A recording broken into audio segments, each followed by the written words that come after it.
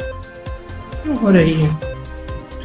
क्योंकि उसको ट्रांसपोर्ट करने के माध्यम, उसको ट्रांसपोर्ट करने की सुविधा नहीं बनाई गई है। आपके पास 8-9 महीने थे, आपको मालूम था, आपके अपने सीरो सर्वेज कह रहे थे कि एक सेकंड वेव आने वाली है, आपने उसको इग्नोर किया।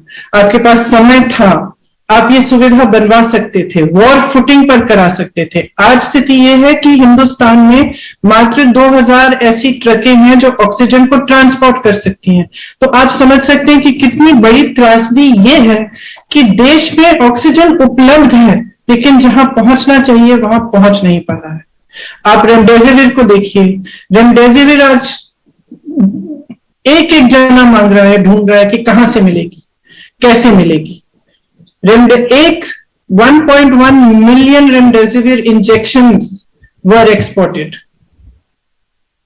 1.1 मिलियन रेमडेसिविर के इंजेक्शन का निर्यात हुआ है हिंदुस्तान से पिछले 6 महीनों में, और आज हमारे पास कमी है। आप वैक्सीन को लीजिए, सरकार ने 6 करोड़ वैक्सीन एक्सपोर्ट की है पिछले 6 महीने में, ज्यादा पिछले 6 महीने में नहीं, जनवरी से लेकर मार्च तक 6 करोड़ एक्सपोर्ट हुई है हमारे हिंदुस्तान से वैक्सीन।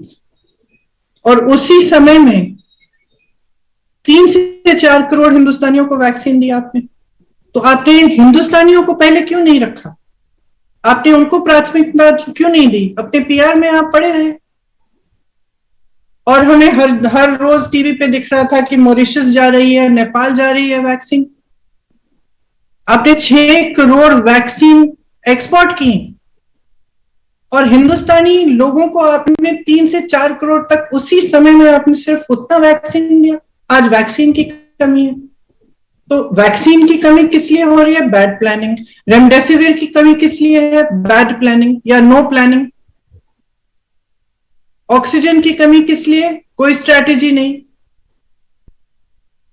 बेड्स, आपको मालूम था कि ये दोबारा वेव आएगा, तो आप टेम्पररी बेड्स क्यों नहीं बनवाए? आपने अस्पतालों में सुविधा क्यों नहीं बढ़ाई? आपने फोकस क्यों नहीं किया इन चीजों पे? तो ये तो एकदम सरकार का ही फेलियर है।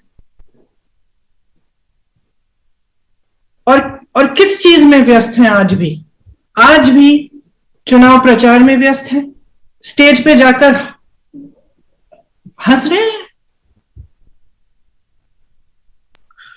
यही बात, जहां से भी रिपोर्ट आ रही है, लोग रो रहे हैं, लोग चिल्ला रहे हैं, चीख रहे हैं, जैसे आपने कहा कि हमारी मदद करिए, कहीं ना कहीं से हमें दवाइयां दिलवाइए, ऑक्सीजन दिलवाइए, बेड दिलवाइए। और आप बड़ी बड़ी रैलियों में जाकर हंस रहे हैं। हंस कैसे सकते हैं?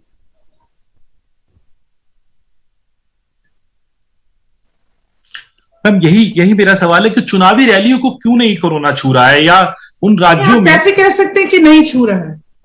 कोई जाके चुनावी रैलियों में टेस्ट करा रहा है? कोई चेक कर रहा है कि इतनी बड़ी भीड़ इकट्ठी हो रही है, 40,000 लोग, 30,000 लोग इकट्ठे हो रहे हैं, आपने अभी तक नहीं किया, अब तो करिए, अब तो रोकिए। जब ये संक्रमण इतना बढ़ गया है, आप यूपी के आंकड़े देखिए, 4 तारीख या 5 तारीख से 16 तारीख तक 7 गुना संक्रमण बढ़े हैं। तो इसी तरह से पूरे देश में बढ़ रहे हैं, और जब इतना बढ़ रहा है तब तो रुक जाइए ना। उत्तर प्रदेश के अंदर लगातार आंकड़े बढ़ रहे हैं, जबकि टेस्ट की संख्या नहीं बढ़ी है। और सबसे ज्यादा जो अभी हम असेसमेंट लगती है, वो ये लगती है कि पहली वेव में ये संक्रमण, ये वायरस सिटीज में था, आज ये देहात तक पहुंच गया है। शायद ही कोई ऐसा जिला बचा है उत्तर प्रदेश का जहां से नंबर्स ना बढ़ रहे हों, और टेस्टिंग ना होने की बात, एडमिशन ना होने की बात, और ऑक्सीजन ना होने की बात सामने आ रही हो। तैयारियों को कैसे देखती हैं आप उत्तर प्रदेश सरकार की, और उनके दावों को कैसे देखती हैं? तो वो कह रहे हैं कि हम लोग टेस्टिंग बढ़ा रहे हैं, पूरी तरीके से सरकार मुस्तैद है।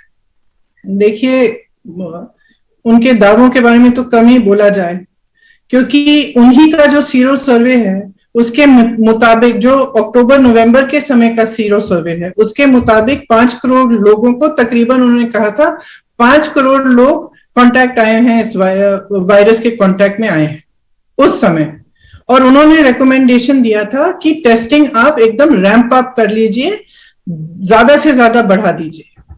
सरकार, यूपी सरकार ने क्या किया? यूपी सरकार ने 70% एंटीजन टेस्टिंग शुरू की। मतलब है कि जो एक्चुअल टेस्ट है, जो आरटीपीसीआर का टेस्ट है, वो सिर्फ 30% हो रहा है आज यूपी में। उस समय उन्होंने क्यों नहीं बढ़ाया? उसको बढ़ाने के बजाय एंटीजन टेस्ट क्यों शुरू किया? अपने आंकड़ों को कम करने के लिए। आज भी प्राइवेट लैब्स में तरह तरह के रिपोर्ट आ रहे हैं हर जगह से कि प्राइवेट लैब्स को कहा गया है कि आप टेस्टिंग बंद करिए।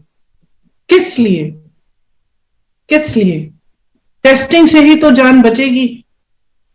तो क्या जनता की जान महत्वपूर्ण है?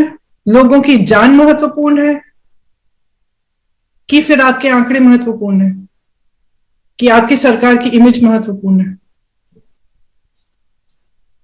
तो देखिए, ये समय है, यूपी में कोई अलग स्थिति नहीं है पूरे देश से, सिर्फ ये है कि और भी भयानक स्थिति है। बट जो प्लानिंग स्ट्रैटेजी की जो स्थिति है वही है जो केंद्र सरकार की है। मतलब कि की ही नहीं गई है। ना बेड्स उपलब्ध कराए इन्होंने, महीने पड़े थे। स्टेडियम्स हैं आपके पास, इतनी सुविधाएं हैं, वो सुविधाएं आपने बेड्स को इंक्रीज करने के लिए क्यों नहीं डाली? आपने ऑक्सीजन का सप्लाई इंक्रीज करने के लिए क्यों नहीं किया?